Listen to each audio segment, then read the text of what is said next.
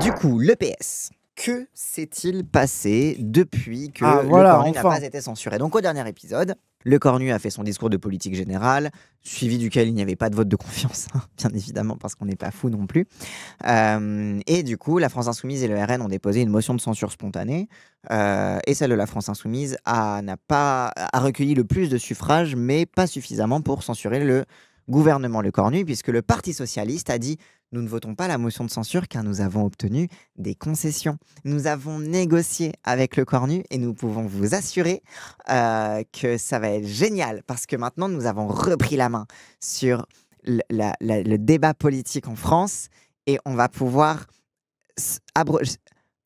suspendre, pas abroger, suspendre. Non, je me dis qu'on allait l'abroger, hein. Suspendre la réforme des retraites. Et ça, c'est une réussite historique du Parti socialiste. Au moins, la plus grande réussite depuis le CPE.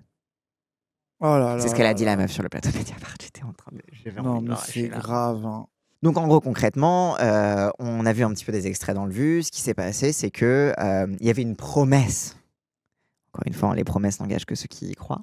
Une promesse de Le Cornu que si son gouvernement n'était pas censuré, etc., qu'il y aurait une suspension de la réforme des retraites, donc qui concerne Madaron. Enfin, non, qui la concerne pas, parce qu'elle a une vie, elle a une carrière hachée, du coup, en fait, elle n'a pas vraiment de retraite. Mais qui concerne globalement les gens qui sont nés en 64, 63, 4, 5, je crois, un truc comme ça. Donc environ quelques centaines de milliers de personnes, pour qui ça va être suspendu. Donc qui vont partir à la retraite, du coup, non pas à 62 ans ni à 64 ans, mais à 63 ans et demi, un truc comme ça. Bref. Et du coup, qu'il y aurait une suspension. Et du coup, oh là là, génial, etc. Et après, donc tu as un des ministres qui a dit à la télévision qu'il y aurait une loi d'abrogation de la réforme des retraites. Et après, Le Cornu, il a dit non, non, non, ce ne sera pas une loi, ce sera un amendement au projet de loi de finances de la sécurité sociale. Donc c'est le budget, en fait. C'est-à-dire que là, on va rentrer dans le moment où on va parler et négocier du budget, etc., l'amender, le débattre, etc. Sachant que les débats ont déjà pris énormément de retard, vu que les macronistes ont énormément temporisé avec le truc de Bayrou s'en va, on met 3 plombes à nommer un gouvernement, puis c'est Le Cornu, et puis Le Cornu s'en va, puis il revient, etc. Dites-vous que c'est autant de temps qui a été perdu pour le début des débats parlementaires autour du budget. Normalement, on devrait déjà être en train de discuter le budget à l'Assemblée nationale, mais à cause de toutes ces conneries, ça veut dire qu'on aura encore moins de temps. Bref. Donc on sait qu'on va devoir discuter un budget de façon encore plus courte, et en plus de ça, avec une espèce de boule puante à l'intérieur, une espèce de pistolet sur la tempe, où l'amendement pour suspendre la réforme des retraites sera à l'intérieur du budget de la sécurité sociale. Du coup, le PS, ils disent non, c'est génial, c'est super, parce qu'en plus, comme il a dit qu'il renonçait au 49.3, Le Cornu, nous on n'est pas bêtes, il a dit qu'il renonçait au 49.3. Du coup, ça veut dire que même si on arrive à mettre des trucs dans le budget avec lesquels ils sont pas d'accord, il pourra pas nous bloquer. Sauf qu'on parle du budget. C'est fou, hein. Et en fait, pour bloquer un budget, il n'y a pas que le 49.3. Il y a aussi, si tu es hors délai, tu peux le faire passer dans une commission mixte paritaire, voire même simplement le faire appliquer par ordonnance. Donc en fait, quoi qu'il arrive, même si on amende le budget comme on veut, etc., on sait que ce sera mis par ordonnance. C'est ce que dit Coquerel, notamment, dans cet extrait-là.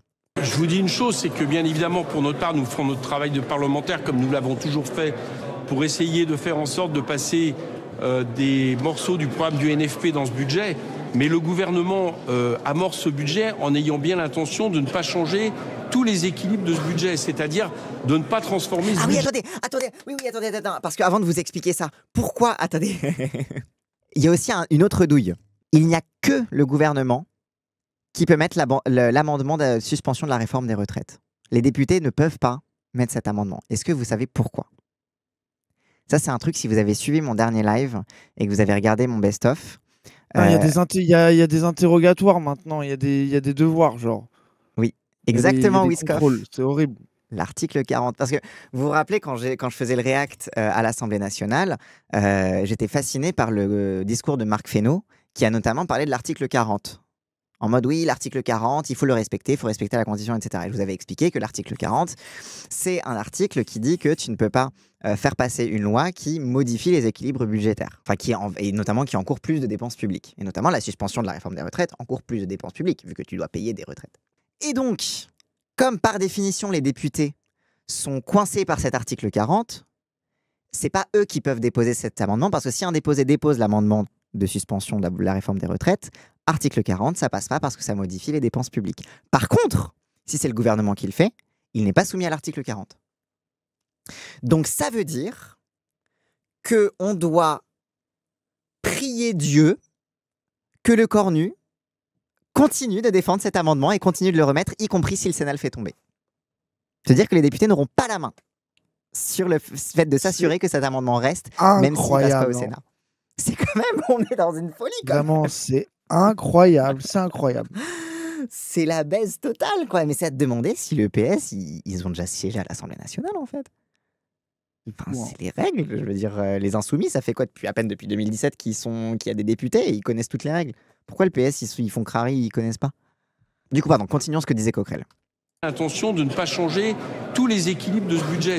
Voilà, c'est ce qu'il a dit. Donc, c'est ce que dit Coquerel quand il dit de toute façon, le gouvernement s'assurera que les équilibres du budget bougeront pas, etc. C'est que de toute façon, le gouvernement en face, ils vont s'assurer qu'ils vont garder un budget quand même austéritaire. Et c'est ce qu'on voit. C'est-à-dire qu'on peut dire oui, l'an dernier, le budget, on a réussi à prouver qu'un budget socialiste qui ne fait pas plus de déficit est possible, etc. Mais on l'a uniquement prouvé. Pourquoi? Parce qu'ils savaient qu'ils allaient faire le 49.3, du coup les macronistes n'ont pas siégé, et le RN, ils allaient se coucher après 23h, et que du coup, à minuit, tu pouvais passer tous tes amendements. Là, ça va pas être la même bataille. Des morceaux du programme du NFP dans ce budget, mais le gouvernement amorce ce budget en ayant bien l'intention de ne pas changer tous les équilibres de ce budget, c'est-à-dire de ne pas transformer ce budget. Et je crois qu'il préférera, si jamais il voit qu'il ne peut pas, il préférera le fait de dépasser les délais pour le passer par ordonnance, qui est à mon avis un de ses objectifs qui lui permettrait de faire adopter les budgets initiaux. Et c'est ça, c'est que du coup, si tu as le seum qu'il y a un petit peu trop d'amendements de gauche, bah, suffit de faire traîner les débats. Ah, on a parlé pendant trop longtemps. Du coup, les délais sont dépassés. Du coup, on peut le faire appliquer par ordonnance et on fait tomber tout ce qui a pu être voté. Et on remet le budget comme on le voulait de base. Quelle arnaque. C'est le même principe que le 49.3. Et le PS appelle ça une victoire. Voilà, donc on va essayer de ne pas lui faciliter le travail, d'où un nombre d'amendements restreint.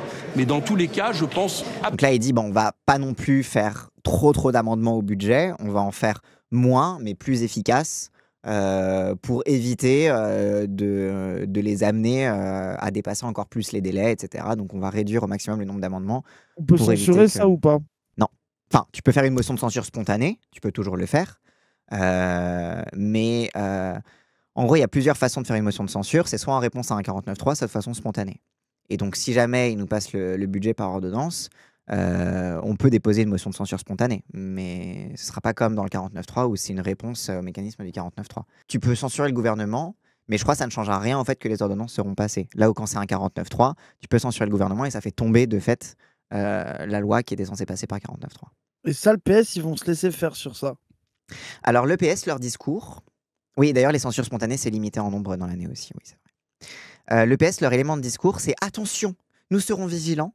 Et si jamais le cornu recule sur l'abrogation de la réforme, la suspension de la réforme des retraites, là on censurera. » Mais attends, je comprends pas. D'accord, mais genre eux, ça leur va de voter la loi de la Sécu là. Alors leur élément de langage, c'est de dire non, si la loi est trop nulle, on la votera pas. Mais la loi va être trop nulle. Bah oui. Mais justement, ils sont un peu gênés aux entournures là-dessus, quoi. Parce qu'en fait, ça fait partie aussi de leur débat interne. C'est-à-dire que tu as un PS de droite qui n'a aucun problème avec le budget austéritaire, tu vois. Qui vont dire, oh là là, c'est un petit peu trop austéritaire, mais on n'est pas contre l'austérité en principe. C'est comme leur élément de langage de, on veut bien abroger la réforme des retraites, mais il faut quand même réfléchir à comment on finance les retraites, parce que quand même, c'était pas possible tout ça. Et notamment qu'ils veulent aller dans la retraite par répartition, notamment c'est le truc de Glucksmann, quoi. Donc bon. Et le PS de gauche, ils disent, non, mais promis... si vraiment ils sont méchants, on va vraiment censurer. Si le budget il est vraiment nul, on va censurer. Parce que vraiment... mais on leur donne une dernière chance. Hein. C'est une dernière chance, mais on a quand même la main sur la censure. Mais en fait, le problème, c'est qu'au moment où tu auras un budget ultra austéritaire qui fera plaisir à l'extrême droite, vu que l'extrême droite gouverne pour les capitalismes, et que tu vas déposer ta motion de censure après coup, là, elle va pas passer. Il y aura la gauche qui va la voter, mais le RN, ils vont pas la voter, vu qu'il y aura plein de mesures qui leur font plaisir. Ah oui. Ouais, donc en fait, mais du coup, en fait, moi, j'arrive pas à comprendre du coup l'intérêt politique du Move pour le Parti socialiste là-dedans. En fait, leur Genre là, ils intérêt, sont en train de s'aliéner tout le monde. c'est de s'imposer comme C'est les ça que moi, faiseurs de j'arrive pas roi à vis-à-vis des comprendre. macronistes. En fait, le PS, ils sont en concurrence avec les Républicains pour être ceux qui vont faire la pluie et le beau temps sur la politique macroniste. Et en fait, c'est ça un petit peu, Ok, t'as cette espèce de jeu de triangle amoureux entre les deux. Et ils veulent se montrer comme ceux ok. qui font avancer les choses et comme les meilleurs interlocuteurs. Sauf qu'en fait, derrière, LR, ils sont beaucoup plus naturellement alignés avec les macronistes, en fait. Même en disant que le PS est complètement de droite, les macronistes préfèrent Ouais. encore plus à droite qu'eux, tu vois. Oui, c'est ça. Donc, en fait, en réalité, ils sont en train de se mettre, à force d'être obnubilés par le fait de devenir les faiseurs de roi et de montrer que sans eux, il n'y a pas de consensus, que machin, etc. Du coup, qu'il faut faire la politique avec eux. En fait, ils vont simplement se mettre tout seuls dans une ornière, quoi. J'invite aucun groupe de gauche à semer des illusions sur l'idée qu'on pourrait, à la fin, forcer ce gouvernement à accepter un budget qui, tout d'un coup, deviendrait un budget de gauche ou progressiste.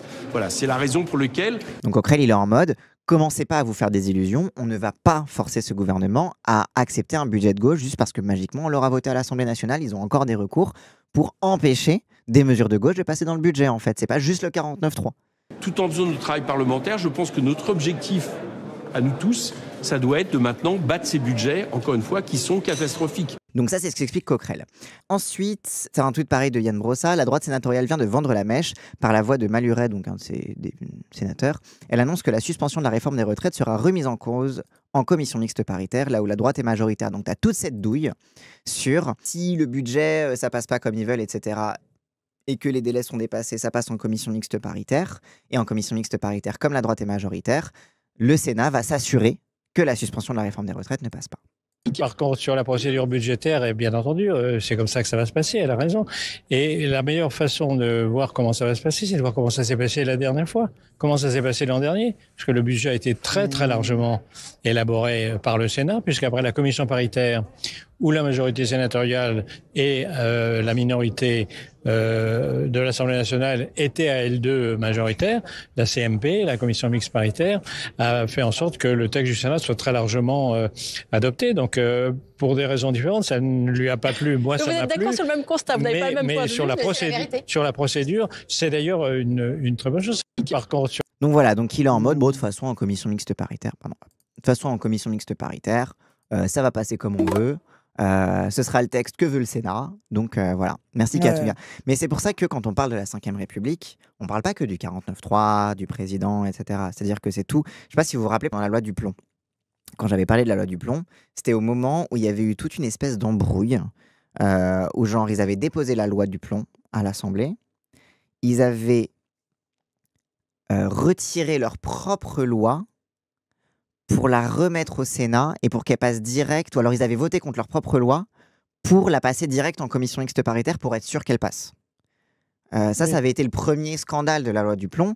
C'est avant qu'il y ait la pétition, etc. C'est que ça a été la douille. C'est qu'ils ont forcé la commission mixte paritaire pour être sûr que la loi du plomb ne serait pas amendée par la gauche. Parce qu'en fait, normalement, dans la navette parlementaire, c'est l'Assemblée qui a la primauté. C'est-à-dire que ça passe à l'Assemblée. Ensuite, la version, une fois amendée par l'Assemblée, passe au Sénat. Le Sénat peut faire tomber des amendements, les enlever, etc. Mais une fois que ça repasse à l'Assemblée a le dernier mot et peut remettre ses amendements. Donc en fait, la navette parlementaire, il y a une primauté à l'Assemblée nationale, sauf du coup quand il y a la commission mixte paritaire. Et dans ce cas-là, c'est le Sénat qui reprend la main. Et en l'occurrence, là, le Sénat reprend la main parce que la droite est majoritaire au Sénat. Et avec l'Assemblée, ça fait une majorité de droite à la commission mixte paritaire. Donc ça redonne du poids au Sénat, qui est la chambre qui est conçue justement pour garantir une république conservatrice et pour garantir les intérêts de la droite. Donc voilà, c'est tout ça les douilles de la Ve République. C'est pas que le 49.3, hein. C'est aussi toutes les façons dont tu peux contourner l'Assemblée sans pour autant faire une motion de censure, quoi. Oui, ça, ils avaient fait une motion de rejet, c'est ça. Motion de rejet sur leur propre texte, du coup, pas de vote à l'Assemblée, du coup, c'est reparti au Sénat et ensuite commission mixte paritaire, c'est ça, pour la loi du plomb. Et du coup, on peut passer au plateau de Mediapart où, pareil, Gabriel Catala explique ça très très bien. Pour toi, il faudrait supprimer le Sénat. Ah oui, tous les jours. Bien sûr, tous les jours. Oui, mais le Sénat, moi, j'ai jamais compris pourquoi ça existait, ce truc. Après, je sais que je suis con, hein, mais... Et parce qu'en fait, Crary, pour Depuis représenter... tout petit, je me dis, mais c'est trop compliqué, ça rend le truc pas possible. Et surtout, c'est toujours des vieux cons réac qui y sont. En fait, ça, c'est Crary pour représenter les territoires. En gros, l'Assemblée nationale, t'es élu du peuple, et Sénat, t'es élu par les territoires. Mais du coup, ça crée juste des barres. Parce que du coup, dans une carrière, parce qu'en fait, ouais, t'es élu par les... c'est un suffrage indirect, etc. Donc, c'est les grands électeurs, les maires, les machins, etc. Les élus municipaux, les trucs comme ça. Enfin bref, il y a tout un maillage de grands électeurs qui choisissent les sénateurs. Et du coup, ça garantit qu'en fait, quand tu es un grand électeur, c'est que tu es généralement à un poste qui est deep dans la bureaucratie, ou alors ça fait longtemps que tu as été dans la bureaucratie et que un petit peu, tu réfléchis selon ce principe-là de la bureaucratie d'État. Et du coup, c'est une assurance d'une plus grande rigidité. Enfin, voilà quoi. Parce qu'en vrai, tu pourrais avoir une représentation territoriale qui est élue au suffrage universel direct, mais dans ce cas, ça redevient des députés. Mais en fait, enfin, voilà. Donc en fait, tu sais, tu peux penser 2 chambres, mais bon, en fait, à quoi ça sert quoi? C'est bon, l'Assemblée elle fonctionne bien, quoi. Ça existe pour ralentir l'Assemblée dans sa création de loi. Il faudrait remplacer par une Assemblée de citoyens tirée au sort, ou alors une seule chambre et basta. Ouais, en vrai, tu sais, même c'est ça l'idée même en mode 6ème République, c'est-à-dire que tu as la 2e chambre qui est tirée au sort. Du coup, c'est plus aléatoire. Et du coup, tu as l'Assemblée qui est élue et l'autre qui représente le peuple. Je sais pas, tu vois. Allons-y du coup sur la douille du PS. Catala, victoire sociale, nous dit... Le CPE, on a victoire sociale. Et moi, ce soir, je me suis vue applaudir, mais je pourrais réapplaudir. Donc ça, c'est la bosse du PS qu'elle a en face d'elle, là. J'applaudis la victoire sociale. La CFDT, première centrale syndicale, crie victoire. Et c'est la première victoire depuis le CPE en 20 ans. La première victoire sociale. Gabriel. Donc déjà, voilà, l'élément de langage du PS, c'est « Regardez, on crie victoire parce qu'on a obtenu une concession qui est la première victoire sociale depuis le CPE. » Voyons voir la gueule de cette victoire. El Catala, victoire sociale, nous dit Aïda Hadizadeh, qui nous dit, en fait, voilà, nous avons négocié... maghrébine. Non, elle est iranienne, elle n'est pas maghrébine. En réalité. Je pense qu'il faut revenir aux choses clairement. Ouais. Premièrement, cela n'est pas voté. À l'heure où on se parle, ce n'est qu'une simple annonce, et peut-être qu'on va rediscuter parler de la suspension des retraites, on reparlera de la procédure après. Ouais. En l'état, il est en réalité impossible que cette réforme, que cette simple suspension, ou plutôt décalage, soit dans la version finale du projet de loi pour la sécurité sociale de 2026. Donc en gros, la seule promesse qu'on a, c'est que le gouvernement mettra cet amendement dans le budget, mais après... on n'a aucune garantie, quoi. Ok. Oui, c'est Cassandre en meuf avec... Oui. Par contre, c'est vraiment réel. Désolé, Cassandre, mais c'est vraiment réel. C'est vraiment... Il y a une photo de moi, j'ai la peine de la retrouver. Mais où j'ai vraiment... Mais j'avais la même coupe de cheveux, j'avais les mêmes lunettes, oui. C'est tellement un glow-up, ta transition, quand même. No shade. Mais du coup, on est d'accord, elle ressemble à ma daronne, du coup. Oui, mais en version de gauche, quoi. Oui. Elle c'est une députée France Insoumise du Val d'Oise. C'est du vent. La transition, ça prouve bien qu'il a bien fait, moi. C'est littéralement moi dans la transition. Exactement. Et d'ailleurs, certains socialistes savent déjà, ils en ont parlé dans la presse, qu'ils se sont fait rouler dans la farine par Monsieur Lecornu. Ensuite, si le Parti socialiste peut prétendre négocier avec les macronistes, en l'occurrence avec Monsieur Lecornu, c'est uniquement parce qu'un pôle de rupture, à savoir les insoumis, les écologistes, les ultramarins et les communistes, annonce censurer, ce qui pousse le groupe socialiste, qui n'est que 68, ils sont que 68, donc à eux seuls, ce ne sont pas eux qui font basculer les rapports de force à l'Assemblée nationale, à aller négocier avec les macronistes. Donc l'autre argument, c'est de dire, c'est bien parce que nous, on dit qu'on censure, que le PS peut après se targuer d'aller négocier, parce que du coup, il suffit de vous détacher du pôle radical pour dire non, mais vous pouvez parler avec nous, on est respectable, quoi. Ensuite, si on regarde les personnes que cela touche, on nous annonce 3,5 millions de personnes. C'est totalement faux parce que d'ici 2027, cela toucherait uniquement la génération née en 1964 qui gagnerait 3 mois sur la réforme qui s'appliquait provisoirement. Et aujourd'hui, on en est à 62 ans et 9 mois avec 170 trimestres. Donc déjà, on parle de gens qui ne partiraient pas forcément à 62 ans et 9 mois parce que 170 trimestres, c'est une durée de cotisation qui est relativement longue, mais ça ne toucherait pas 3,5 millions de personnes puisqu'en 2027, tous les jeux sont remis et c'est uniquement si la gauche de rupture remporte l'élection présidentielle que la réforme pourrait être légalement abrogée. Il paraît que c'est faux. Non mais ça c'est tout le truc sur qui ça va s'appliquer la suspension, tu vois. Genre c'est-à-dire que comme c'est suspendu, il y a des gens qui étaient censés partir à la retraite mais qui du coup ne seraient pas partis à la retraite à cause de la réforme, qui du coup comme c'est suspendu, ça revient à 62 ans et du coup avec 3 mois de retard, avec 3 à 4 mois, etc. Et du coup en fait c'est des gens qui pourraient partir direct à la retraite. Mais le problème, c'est que déjà, ça dépend des années de cotisation, ça dépend de plein de trucs. Déjà, on sait très bien que la retraite à 62 ans, ça ne veut pas dire que tout le monde part à 62 ans. Mais du coup, en fait, d'année en année, forcément, ça augmente. C'est-à-dire que si tu suspends pendant 3 ans, du coup, ça augmente le nombre de générations qui ont 62 ans et qui peuvent partir, tu vois. C'est-à-dire que les années passent, les gens vieillissent, du coup, genre, chacun peut, voilà. Mais le problème, c'est qu'en fait, comme c'est suspendu a priori jusqu'en 2027, ça va augmenter que de 1 an, quoi. Ça va faire qu'une génération de plus l'an prochain, quoi, qui va partir à la retraite. Et après, ce sera l'élection présidentielle. Et du coup, ça va remettre le truc sur la table. Donc en vrai, c'est un micro-sursis pour une génération de personnes, quoi. La question qu'on se pose ce soir, c'est puisque vous nous dites, on a une méthode, on va y arriver, on va négocier. On a vu avec Mathias l'ensemble des sujets. C'est-à-dire que quasiment chaque jour, vous devez, parfois vous gagnerez peut-être, parfois vous perdrez, et peut-être vous perdrez beaucoup. Qu'est-ce que vous dites aux gens ce soir qui disent, comme Gabriel Catala, vous vous êtes fait en fait rouler dans la farine, vous n'y arriverez pas et vous devrez avaler beaucoup de couleuvres? Alors 2 choses. Ah, la réponse, mon rêve. Oui, oui. Mme Catala a raison. C'est parce qu'on avait un pôle à gauche très dur, intransigeant, exigeant sur la censure que nous étions forts pour aller négocier. Donc déjà, elle dit, ouais, vous avez raison. C'est parce que vous avez été dur sur la censure que nous, on a pu vous trahir. Bah c'est super. C'est génial. C'est parce qu'on pouvait dire que vous étiez fous que du coup, nous, on a pu un petit peu aller parler avec... Allô?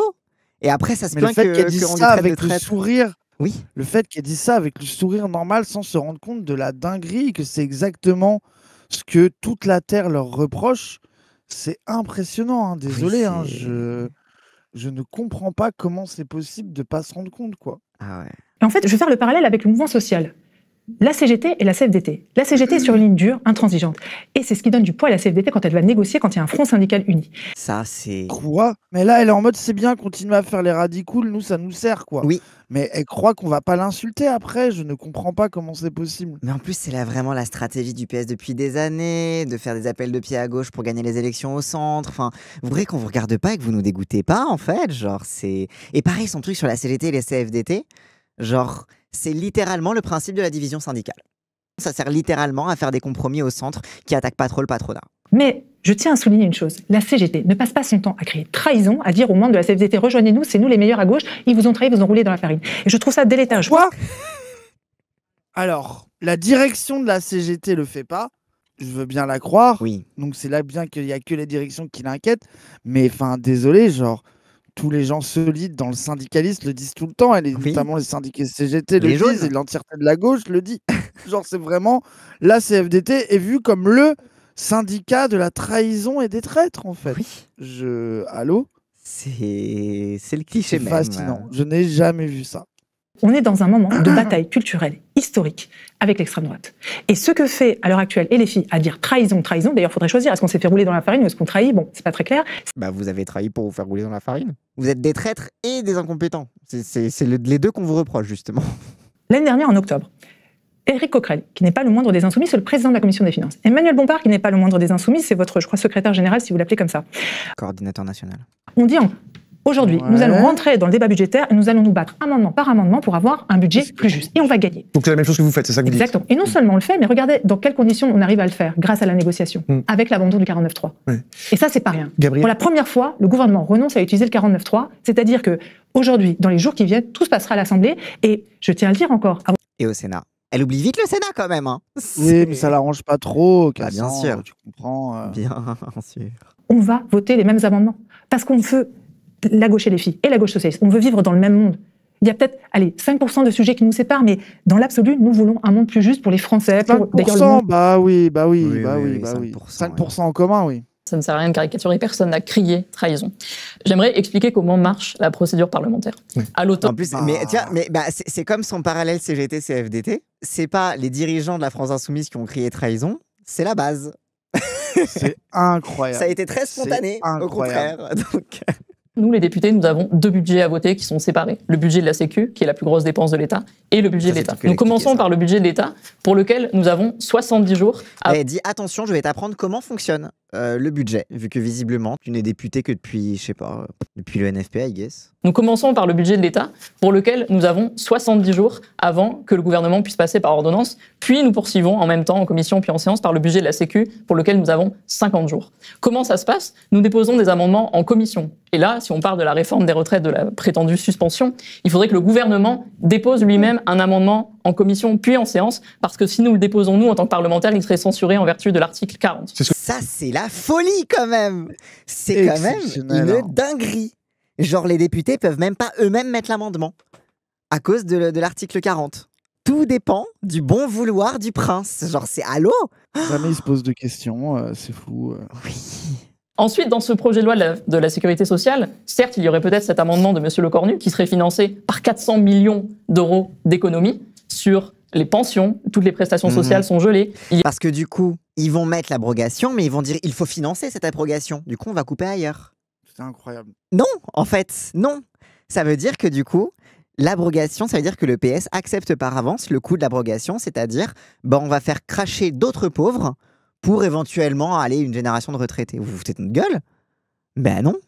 Parce qu'en fait, ça reste dans la victoire symbolique qu'a obtenue la droite en nous imposant de force la réforme des retraites. C'est que, tu sais, pendant la réforme des retraites, tu avais tout ce débat sur est-ce qu'il y a un problème dans le financement des retraites. Tu sais, c'était tout le débat avec Michael Zemmour, etc., qui disait non, les retraites sont parfaitement financées, c'est juste une question de génération, il y a un gap démographique, mais en fait, ça va revenir parce que la démographie fonctionne comme ça. Truc qui est plus dans le débat d'ailleurs maintenant. Qui est plus dans le débat parce que maintenant c'est considéré comme la norme. C'est-à-dire que maintenant tout le monde part du principe que les retraites étaient mal financées. Alors que c'est faux de chez faux de chez faux. Mais tu as le même discours chez Lecornu, tu as le même discours chez Glucksmann qui dit qu'il faut abroger la réforme des retraites, mais il faut quand même repenser le financement des retraites. Pourquoi ?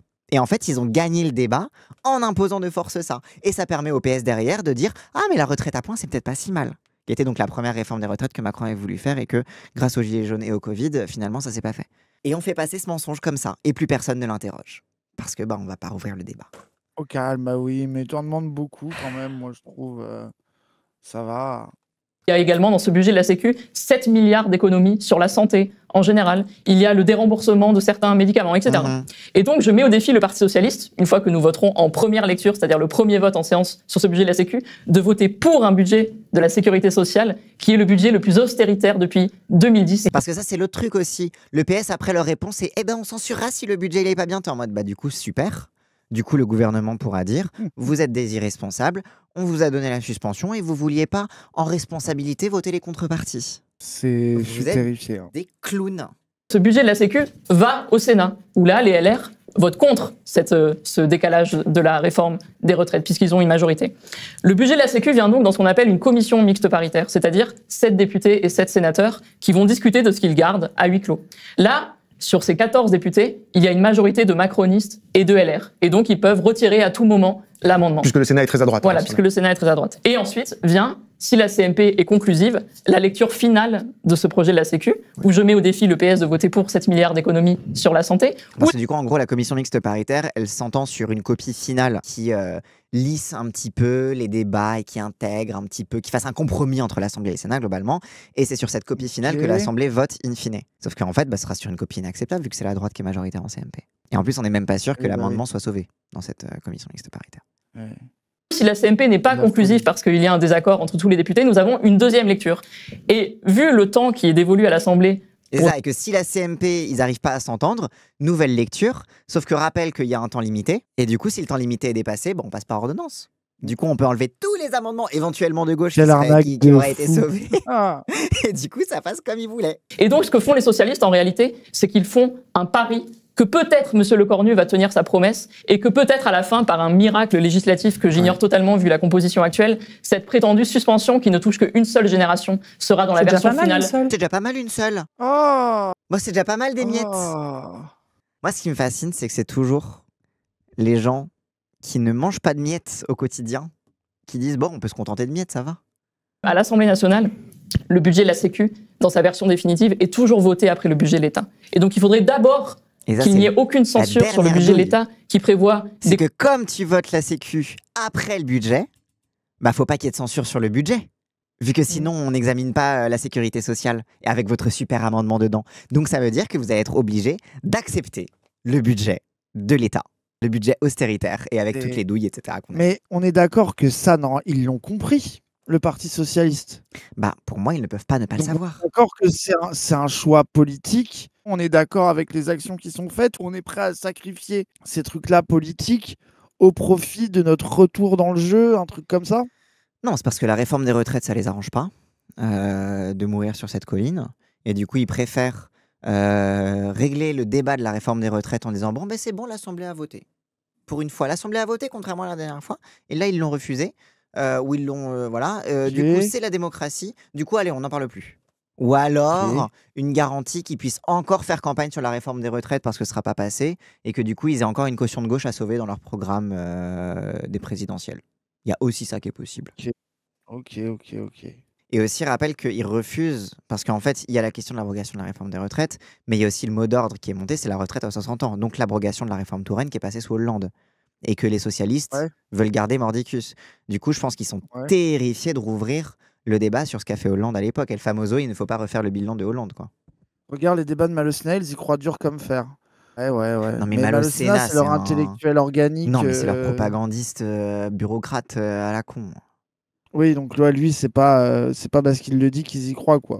Je pense qu'il y a une partie du PS. Il dira ce qu'il faut être dit, quoi. Je pense qu'il y a une partie du PS qui a le cynisme option 1, option 2 qu'on a détaillé. Il y a une partie du PS, comme la meuf là, qui est sur le plateau, qui y croit sincèrement parce qu'ils sont en mode non, mais on peut vraiment s'en sortir par la négociation. Je pense qu'ils arrivent à brain leur aile gauche pendant que leur aile droite est parfaitement consciente que ça passera pas, quoi. Terrifiant. Oui.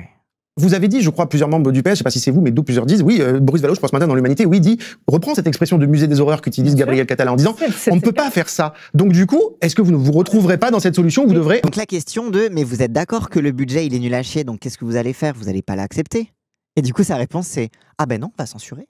Bah alors? Oh là, c'est très très grave. Bah alors? C'était le contrat de base, en fait. Aller toutes ces couleuvres-là. L'année dernière, le budget qui a été présenté, il était aussi horrible, le musée des horreurs. De toute façon, tous les budgets présentés par la droite, c'est le musée des horreurs. Enfin, je veux dire, là, peut-être un peu plus, et en plus, ils sont très créatifs. Et donc? Attends, mais c'est parce que là, encore une fois, elle est en mode, oui, c'est vraiment horrible, mais du coup, on continue comme ça, comme si de rien n'était. Allô? Et surtout que là, elle va donner l'argument de non, mais l'an dernier, on a réussi à amender le budget, sauf que l'an dernier, les macronistes n'ont pas siégé et le RN, il partait se coucher avant minuit. Et du coup, il n'y avait que la gauche pour voter et pour poser des trucs au forceps. Mais pourquoi les macronistes n'ont pas siégé? Parce qu'ils savaient qu'il y aurait un 49-3. Mais là, ça sera différent, quoi. Genre, allô? Genre, je veux bien qu'on soit en mode génial, on a fait passer un super budget l'an dernier, mais on sait très très bien qu'on l'a un petit peu eu par effraction, ce budget, quand même. On avait réussi à obtenir tellement de choses qu'on avait voté en faveur de la première partie du PLFSS, c'est-à-dire la partie recettes. Projet de loi de financement de la sécurité sociale, pour les gens qui nous regardent. Et après, tu as bien vu qu'après la CMP, ils ont mis ce qu'ils voulaient dans le texte. 49.3. Et il y a eu 49.3 sur leur version initiale. Là, il n'y a pas 49.3. Et là, il y aura des ordonnances. On va aller en CMP. Oui, c'est qu'il n'y a pas que le 49.3 pour imposer des trucs, il y a aussi les ordonnances, surtout pour le budget. C'est incroyable. C'est incroyable. Vraiment, je suis fasciné. Je sais et tu sais, ça qui est fascinant, c'est que la réflexion et l'explication de la meuf du PS, elle s'arrête toujours au truc de « et après ». Et après, on sait ce qui se passe, parce que ça s'est déjà passé. Moi, j'ai pas peur de la dissolution. J'avais pas prévu d'être députée. J'étais même à 2 doigts de m'engager complètement dans l'associatif et laisser de la politique de côté. Vous connaissez mes combats peut-être sur la protection de l'enfance. J'étais plutôt partie là-dedans. Et voilà. Donc, c'est vraiment... Moi, je m'en fiche de mon siège de député, de toute façon. Bah, casse-toi alors, si tu voulais pas être député. On a mis en sursis le gouvernement de M. Lecornu. Et les termes du sursis sont extrêmement clairs. Vous voulez rester, vous vous débrouillez pour qu'il y ait la suspension de la réforme des retraites. Vous nous baladez, on vous envoie balader. On déclenche une censure, et alors là, comptez sur moi, sans état d'âme, et dès demain, je la voterai. Parce que là, à un moment donné, les termes sont clairs et sont posés. Je suis désolée, je suis vraiment navrée d'entendre des termes aussi. Donc là, ils croient vraiment qu'ils sont en mode « vous nous baladez, on va vous censurer ». T'es en mode « mais ce sera trop tard ». Mais en fait, ils ont l'impression que, en gros, que les trahisons de Macron vont être évidentes pour le peuple et les faire passer pour et les gens responsables et ceux qui ont vraiment essayé, quoi. Genre, t'as vraiment une illusion originelle sur ça, quoi, qui est vraiment terrifiante. Vous disiez, ce n'est qu'une génération, mais À combien vous chiffrez cette génération? Si c'est 700 000, 500 000, même si c'est 1000 personnes, ça vaut le coup. Alors voilà, ça c'est un point intéressant. Je propose qu'on... Alors en effet, il y a contradiction. Oui, parce que Le Cornu, en gros, il a dit il y a 3 millions de personnes qui vont bénéficier de la suspension, et en fait, non, c'est à peu près 500 000. Du coup, mais même si c'est 1000 personnes, il faut leur donner ça. T'es en mode, mais contre combien de personnes qui pourront plus payer leur médoc? Pour combien de personnes qui pourront plus, genre, je sais pas, se soigner correctement, avoir accès à l'eau? Et c'est ça qui est ouf, c'est que déjà, si c'était pas un amendement de la loi de la Sécu, ça serait déjà pour moi un move de merde. Mais là, là, ils se sont fait baiser politiquement, en fait. Bah oui. Genre, objectivement, ils se sont fait avoir, en fait. Désolé, mais surtout que les fascinant qu'ils soient incapables de le percevoir. Surtout que les 500 000 personnes, je sais pas si ça correspond du coup au nombre d'actifs qui vont avoir 62 ans, etc., etc. Est-ce qu'ils ont des carrières hachées? Ils sont complices. Est-ce que, genre encore une fois, je pense à ma daronne, elle va pas avoir sa retraite à taux plein parce qu'elle est née en 64, parce qu'elle a une carrière assurée, qu'elle a fait du freelance, qu'elle a fait des trucs, qu'elle a eu du chômage, parce qu'elle s'est occupée des gosses, etc. Genre, je vais rien dire. Enfin, oui, non mais bien, oui. Non, mais bien sûr. Non, alors, ma mère n'est pas à plaindre, qu'on se le tienne pour dit. Ne vous inquiétez pas, elle va très bien, elle va avoir une bonne retraite. Mais tu sais, t'as vraiment le truc de, genre, même dans ma famille bourgeoise, il suffit pas juste d'avoir 62 ans pour partir à la retraite. Il faut avoir les annuités de cotisation. Oui, bah oui. C'est ça qui est dit pas. On veut la dissolution, la destitution. Merde, il faut gagner l'élection derrière. On n'a aucune certitude. Je ne sais pas si vous avez une boule de cristal ou des entrailles de poisson ou un marc de café à la France Insoumise. Il n'y a aucune certitude qu'on gagne l'élection. Des entrailles de poisson, lol. Mais c'est quoi la certitude que vous gagnez l'élection dans un an? qu'elle dead ça m'énerve. Mais surtout dans un an, c'est quoi la certitude que vous aurez plus que nous? Allô? Il y a 2027, la campagne, c'est dans un an. Hein. Février dans 2 ans, quoi. Bref. C'est vraiment l'arnaque de base habituelle. Genre là, dans un an, au même moment, on sera en train de discuter des débats présidentiels, etc. On sera en train de faire la campagne, on fera des meetings et tout. Hein. C'est ce qui va se passer dans un an. Et là. ils sont persuadés qu'ils ont gagné les élections. Ouais. C'est ça qu'ils sont persuadés que ces moves les font gagner. C'est ça qui me terrifie, en fait. Ah ouais. Je ne comprends pas comment c'est possible. Je ne comprends pas. Si les discussions parlementaires durent trop, donc au-dessus du délai minimum constitutionnel, c'est 50 jours pour le projet de loi de financement de la sécurité sociale et 70 jours pour le projet de la finance, le gouvernement peut passer par voie d'ordonnance. Peut. C'est important. Mais vous l'interdirez de le faire. Bah, il va le faire, en fait. Tu crois quoi? Non, mais je crois qu'elle se dit attendez, mais elle croit qu'ils ne le feront pas. C'est exceptionnel. Mais elle, je crois qu'elle fait partie des socialistes qui y croient vraiment. Je crois qu'elle fait pas partie, justement, des cyniques. Ah ouais, limite, je préférerais ça. Ouais. Vraiment. Pour avoir suivi les discussions budgétaires des années précédentes, et a fortiori l'année dernière, que ce soit le RN ou le Bloc Central se déplaçait ou pas, ou alors le RN avait une attitude vis-à-vis de certains amendements de gauche à s'abstenir, etc. Alors que c'est pas sûr que ce sera le cas cette année. Je voulais savoir comment est-ce que vous voyez votre pouvoir d'influence. Donc là, il est en mode, contrairement à l'an dernier, la droite sera pas aussi clémente avec les arguments de gauche, avec les amendements de gauche. Puisque de toute façon, les années précédentes, ils savaient que tout passerait par 49.3 quoi qu'il arrive. Donc là, comme ils savent qu'il y a plus d'enjeux, ils vont beaucoup plus être combatifs. Donc, comment vous allez faire?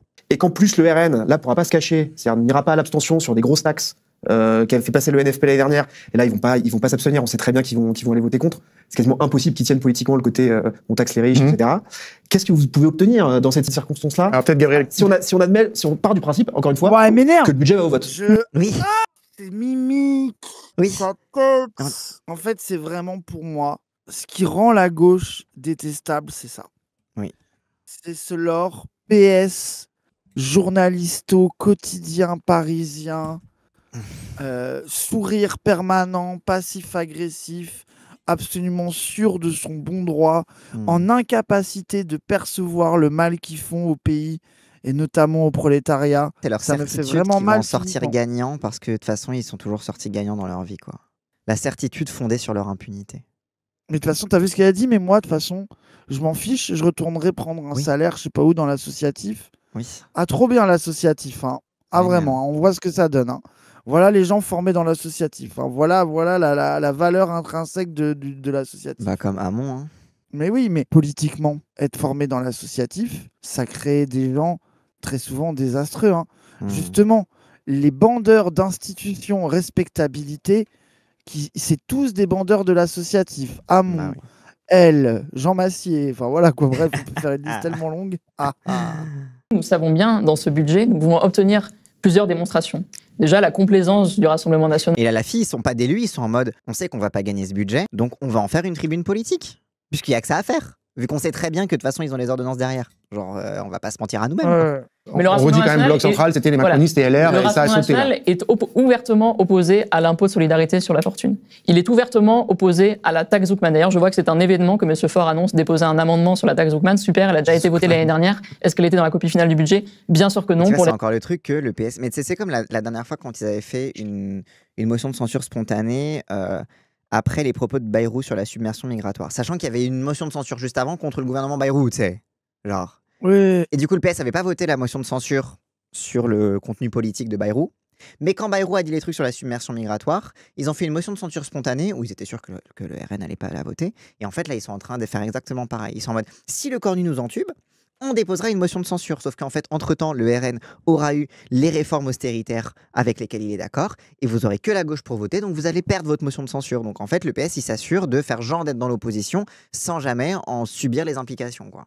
Parce que là, le PS, ils sont persuadés qu'ils vont passer pour les responsables du compromis et qui, grâce à eux, en sauvant Macron, il y a une suspension de la réforme des retraites, mais peut-être qu'ils risquent surtout de passer pour toujours plus les supplétifs de Macron. En fait, moi, c'est ça qui m'obsède dans le moment politique, c'est que moi, j'arrive à me mettre à la place de stratégie Parti Socialiste et d'autres partis et de voir en quoi les moves sont bons. Mais là même, tu vois, par exemple, même si dans l'opinion publique, ils n'ont pas gagné, ça leur fait pas de mal. Ce que je crois pas, pour moi, ça va leur faire du mal. Mais par exemple, quand même, ils s'isolent quand même du Parti communiste et de ELV. Alors, le Parti communiste et ELV, c'est des traîtres qui sucent la bite de n'importe qui leur fait une petite tape sur la tête, donc j'ai aucune confiance en eux. Mais quand même, eux, ils ont voté la censure avec nous. Il y a quelques ELV qui ne l'ont pas fait.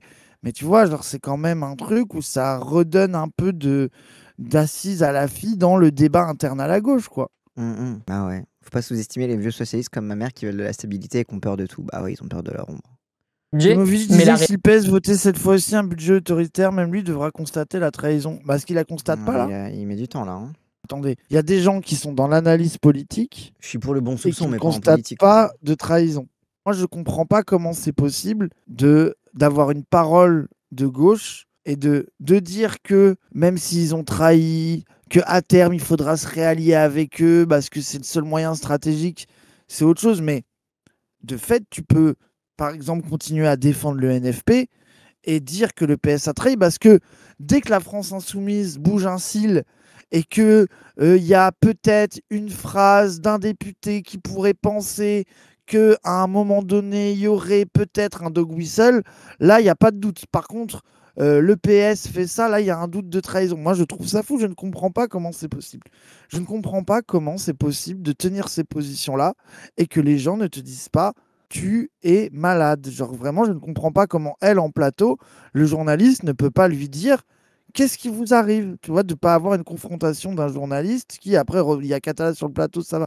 Mais en fait, même dans les médias, quoi. Genre, je ne comprends pas comment c'est possible.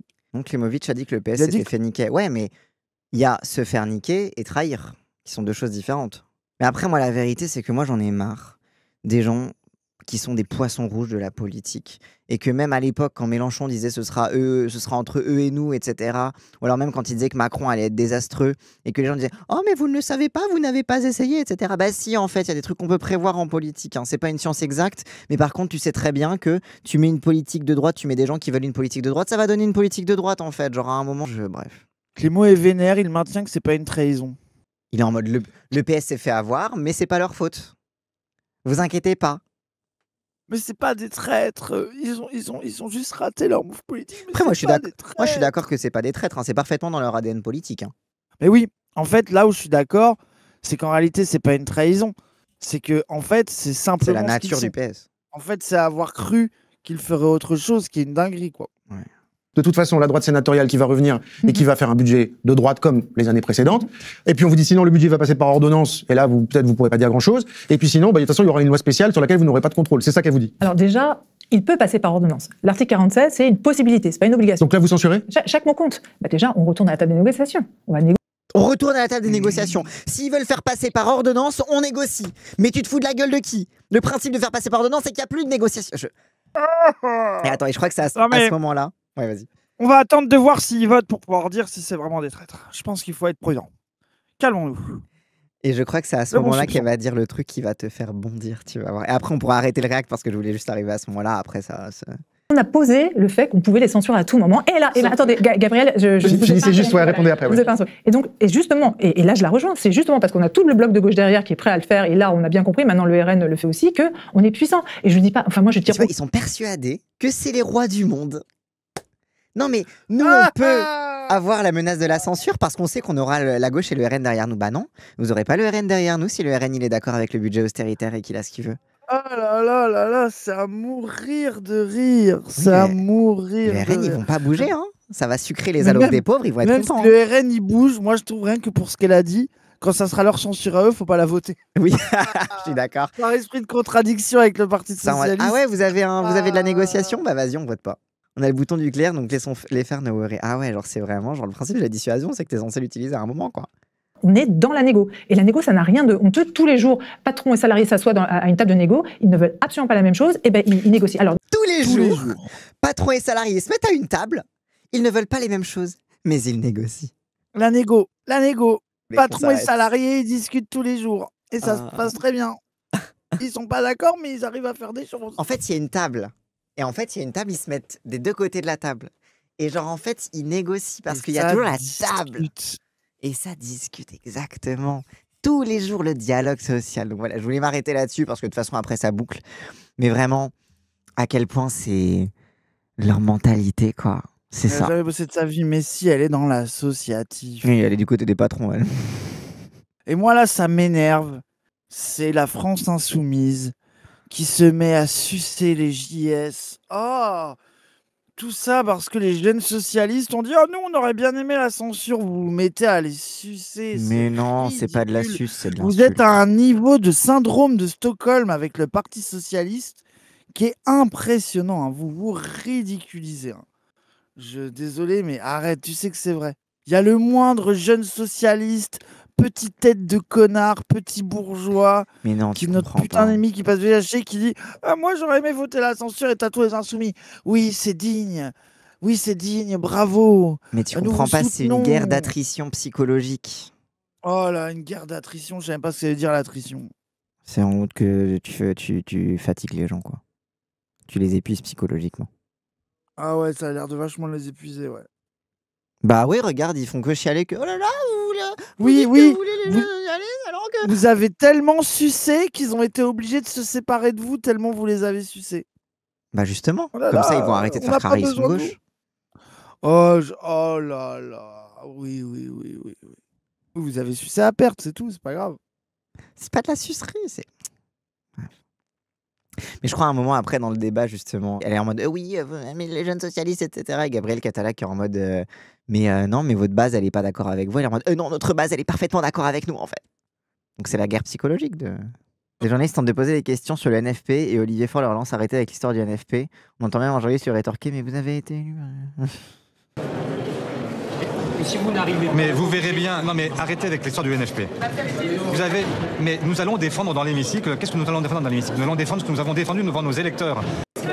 C'est vraiment en mode arrêtez de nous saouler avec le NFP, laissez-nous faire... Ouais, là tu sens qu'il est fébrile. Il est pas bien. Ah ouais, il est pas bien du tout. Et là je pense que, à part la meuf là complètement dégène, qui comprend rien à rien et qui est persuadée de faire de la politique et de gagner des trucs, je pense qu'il y en a d'autres. Au PS, ils font ça parce que de toute façon, ils n'ont pas le choix. Parce qu'ils sont obligés, mais ils savent qu'ils sont en train de se tuer, là. Ouais.